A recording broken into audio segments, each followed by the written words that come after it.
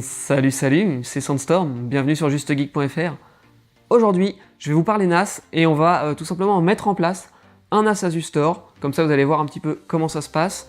Vraiment du début, donc c'est-à-dire on le reçoit, je ne vais pas vous faire le déballage, mais on va installer les disques et ensuite on passera sur le PC pour faire le premier assistant d'installation du NAS, tout simplement. Alors pour faire cela, je vais m'appuyer sur le 6404T que voilà, donc un NAS haut de gamme de chez Asustor qui offre 4 baies, donc pour pouvoir mettre 4 disques. Nous, pour les besoins de ce tuto, on mettra déjà 2 disques, c'est déjà pas mal. Et si vous voulez en savoir plus sur ce NAS, j'ai fait une vidéo il n'y a pas très longtemps pour présenter les gammes 6300 et 6400 d'Asustor. Je vous mets cette vidéo dans la description de la vidéo, comme ça vous pouvez aller voir si jamais ça vous intéresse. Allez, on se met le générique et on attaque.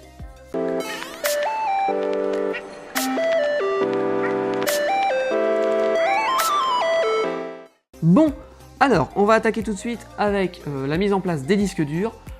Pour cela, eh bien, c'est hyper pratique sur les NAS d'Asustor qui ont ce design, puisqu'on a tout simplement les tiroirs en façade. Il y a les NAS un peu entrée de gamme de chez Asustor qui eux ont un design différent, où il faudra ouvrir le capot. Là on n'aura pas besoin, même pas besoin d'outils. On déverrouille le tiroir, on le sort et on pourra installer le disque dur. Pour notre exemple, on va installer 2 disques, donc on va sortir un deuxième rack. C'est parti, on y va, on va mettre 2 disques de 4 Tera. C'est largement suffisant pour ce qu'on aura à faire, c'est même largement trop, puisque en fait on va pas forcément stocker grand chose dessus, mais c'est pas grave, j'ai choisi d'en mettre 2, tout simplement parce que ça nous permettra de faire un RAID, pourquoi pas, et de voir un petit peu comment on configure un RAID. Si j'en avais mis qu'un seul, j'aurais été limité, donc voilà, c'est parti, on y va, on en met 2. Alors je disais il y a 10 secondes, 20 secondes, 30 secondes peut-être, que c'était super pratique, puisqu'on n'a pas besoin d'outils, il suffit d'appuyer. Ok, sauf que là, pour mettre le disque dans le rack, il y a des vis. Donc il va nous falloir un tournevis, et en plus, celui-ci n'est pas fourni par Asustor. Donc voilà, n'importe quel tournevis cruciforme fera l'affaire, et on va utiliser les vis qui, elles, par contre, sont fournies, bien évidemment, avec le NAS, et on va pouvoir installer donc les disques dans les racks.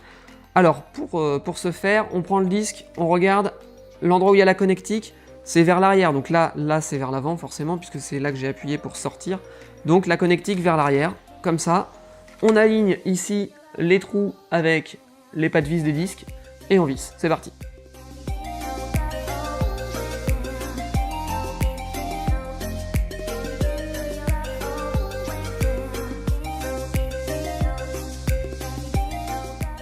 Alors voilà, ça y est, on a un premier disque donc, qui est installé dans le rack. On va pouvoir le mettre dans le NAS. Donc hop, on vient juste le positionner comme ceci. On pousse doucement, ça y va. Une fois qu'il est à fond, vous rappuyez ici, on entend un petit clac et c'est bon, là, ça tient, c'est opérationnel. Et maintenant, on fait pareil avec le deuxième disque. Le deuxième disque est prêt, on y va, on fait pareil, on le met à l'intérieur, jusqu'au bout, et on ferme. Il est mis.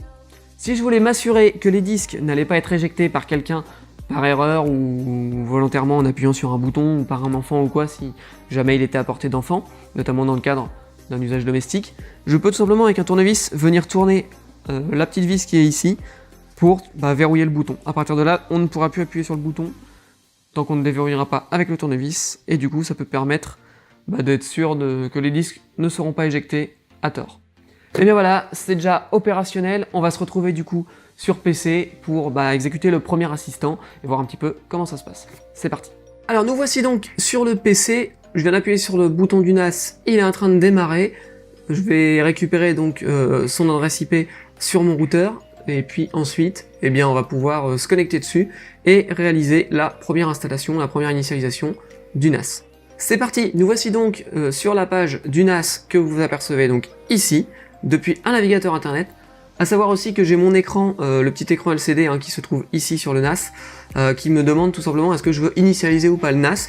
Donc on peut sans doute faire des choses depuis l'écran, ça va pas être pratique, moi je vais le faire directement depuis l'interface web, on y va. Donc on va commencer par choisir la langue, bon on est français, on va se mettre en français, voilà, et puis là, la page va se recharger avec la langue française, et c'est parti. Donc en fait, on va voir qu'ici, on va avoir 3 écrans, et sur la partie droite, on a une flèche pour passer d'écran en écran. À savoir que c'est un petit peu le style d'interface qu'on retrouvera à la suite.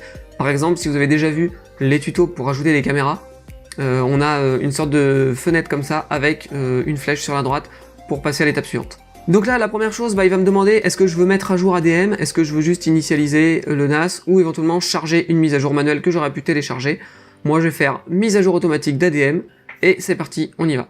Donc là, ça va prendre un petit peu de temps, il faut que le NAS récupère la mise à jour, qu'il l'installe, et ensuite qu'il reboot. Donc moi je vais attendre, mais pour vous ça va être instantané. Ça y est, c'est fait, la mise à jour a été téléchargée, installée, le NAS a redémarré, et donc maintenant j'arrive sur vraiment l'assistant d'installation qui me souhaite la bienvenue, c'est simple. Et donc là, alors on va avoir deux choix, c'est soit on fait la config en un clic, on clique, il nous met les options par défaut et on n'en parle plus, soit on fait une config personnalisée, ouais, c'est ce qu'on va faire parce qu'on est geek. Allez, c'est parti, config personnalisée. Donc la première chose, il va falloir lui donner un nom. Moi je vais l'appeler tout simplement AS6404T, hop, j'en ai pas d'autres du même modèle ou du même nom sur le réseau, donc ça pose pas de problème. Il va falloir lui mettre un mot de passe pour le compte admin. Alors là, vous allez voir, c'est simple, c'est ... Voilà,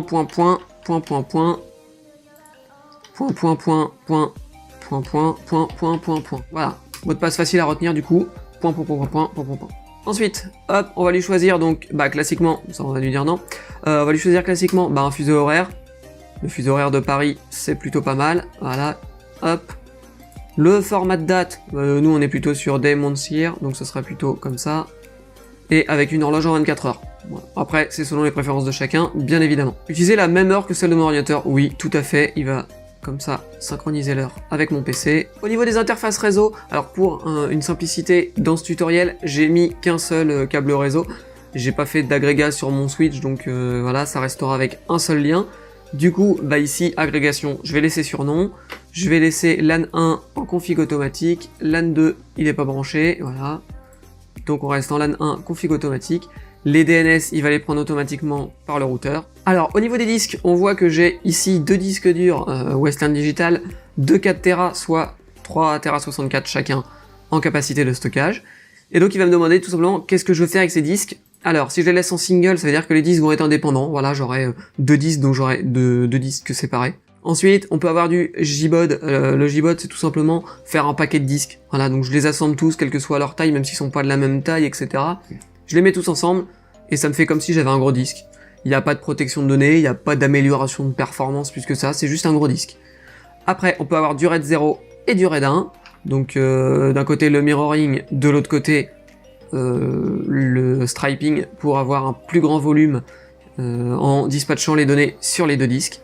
Donc moi là je vais partir sur du striping, c'est-à-dire sur un volume non sécurisé mais qui va me donner les deux capacités maximales, voilà, en éclatant les données sur les deux disques.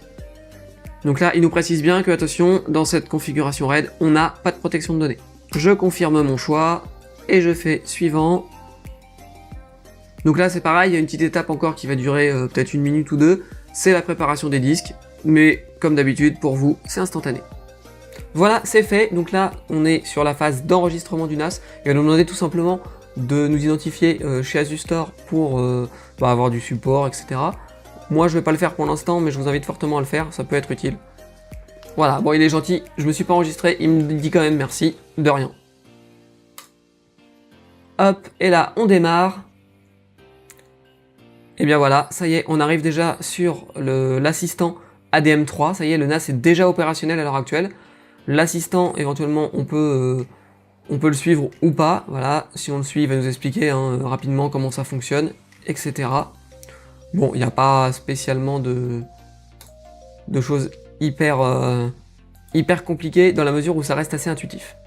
Alors, si vous aviez suivi ma vidéo de présentation d'ADM, qui a déjà quelques mois, ça doit pas vous être étranger, cette apparence. Maintenant, il y a quand même des choses qui ont évolué un petit peu, puisqu'on est passé sur une nouvelle version d'ADM, mais globalement, voilà, ça reste quand même un fonctionnement assez identique. Et bien voilà, j'espère que vous avez aimé cette vidéo de mise en place d'un NAS Asustor.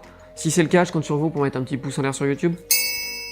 Moi, ça m'encourage, ça me fait plaisir, et puis si vous avez des questions, n'hésitez pas, vous pouvez les poser en commentaire. Moi j'y réponds dès que j'en ai l'occasion, c'est-à-dire assez souvent.